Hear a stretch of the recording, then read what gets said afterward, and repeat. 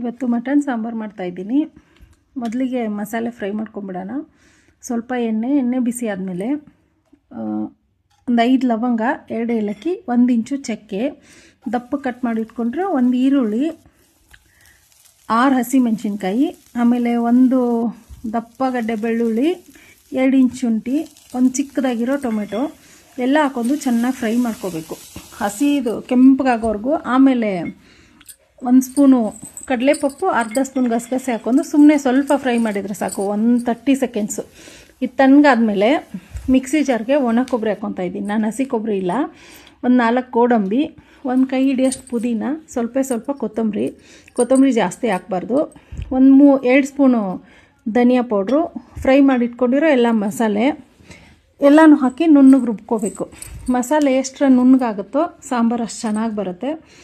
ಇವಾಗ ಒಗ್ಗರಣೆ ಮಾಡ್ಕೊಳ್ಳೋಣ. ಕುಕ್ಕರಲ್ಲಿ ಸ್ವಲ್ಪ ಎಣ್ಣೆ, ನಾನ್ ವೆಜ್ಗೆ ಜಾಸ್ತಿ ಎಣ್ಣೆ ಏನು ಬೇಡ, ಮಟನ್ಗೆ.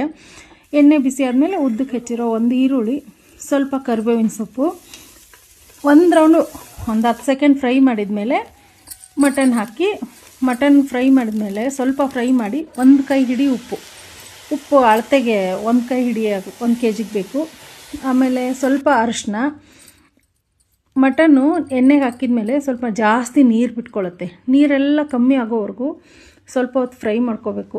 ನೀರೆಲ್ಲ ಕಮ್ಮಿ ಆದಮೇಲೆ ರುಬ್ಬಿಟ್ಕೊಂಡಿರೋ ಮಸಾಲೆನ ಹಾಕಬೇಕು. ತಿಕ್ನೆಸ್ ಎಷ್ಟು ಬೇಕೋ ಅಷ್ಟು. ಕೆಲವೊಬ್ರಿಗೆ ತೆಳ್ಳಗೆ ಬೇಕು, ಕೆಲವೊಬ್ರಿಗೆ ಗಟ್ಟಿ ಬೇಕು.